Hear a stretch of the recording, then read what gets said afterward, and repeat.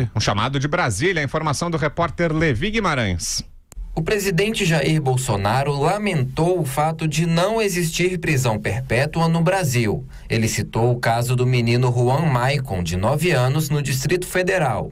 Ele foi assassinado pela própria mãe e pela companheira dela no último dia 31 de maio. Após receber uma série de facadas, teve o rosto desfigurado, foi decapitado e esquartejado, e a carne jogada em uma churrasqueira, enquanto o resto do corpo foi guardado em malas e mochilas. No Twitter, Bolsonaro disse que o caso nos faz pensar que, infelizmente, nossa Constituição não permite prisão perpétua. A declaração encontrou apoio em aliados e líderes do Planalto no Congresso. A líder do governo, deputada Joyce Hasselmann, do PSL, também se disse a favor da eventual medida. O presidente, claro, chamou a atenção por um crime tão bárbaro como esse e, pessoalmente, como parlamentar, não vejo possibilidade de recuperação. Acho que o Brasil tem que pensar em leis mais sérias, sim, mais duras para esse tipo de crime. Porque senão, daqui 10 anos, essas mulheres estão fora da cadeia, com possibilidade de fazer isso com outras crianças.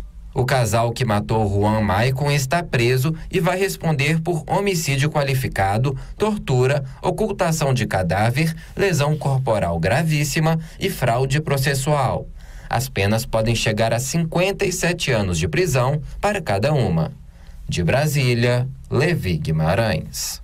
E aí, Caio, será que o Brasil pode pensar em abrir uma discussão a respeito disso? Assim, o debate ele sempre agrega, né?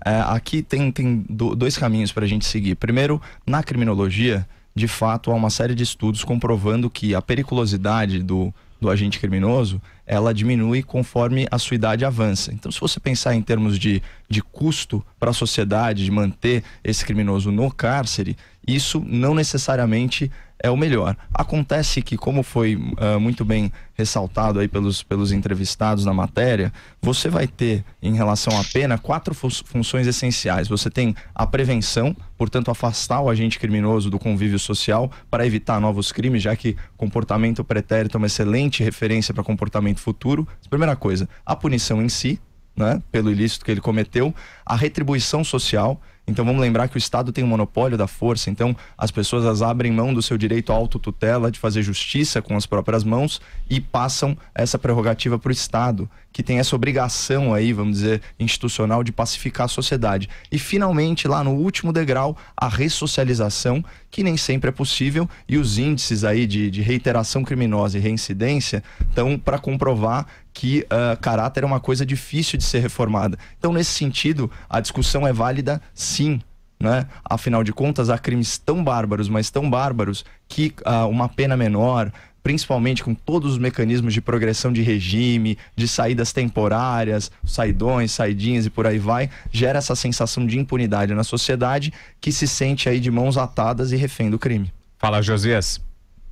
Aí tem uma questão para analisar, que é o seguinte: sem prisão perpétua, o Estado brasileiro já não consegue gerir os seus presídios. Hoje os presídios no Brasil estão sob os cuidados das organizações criminosas. O Estado não está presente nos presídios. Você imagina se nós instituíssemos no Brasil a prisão perpétua. Hoje os presídios já estão superlotados, ficariam muito mais superlotados. Aquilo ia virar um barril de pólvora maior do que já é hoje.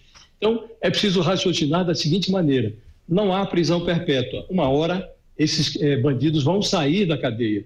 Então, não adianta a gente adotar um discurso fácil de que é preciso punir severamente. É evidente que é preciso punir a criminalidade, mas é preciso punir de forma competente. E o primeiro passo não é instituir a pena de morte. O primeiro passo no Brasil é retomar o controle dos presídios. O Estado precisa retomar o controle dos presídios. Essa é a primeira providência a ser adotada no Brasil.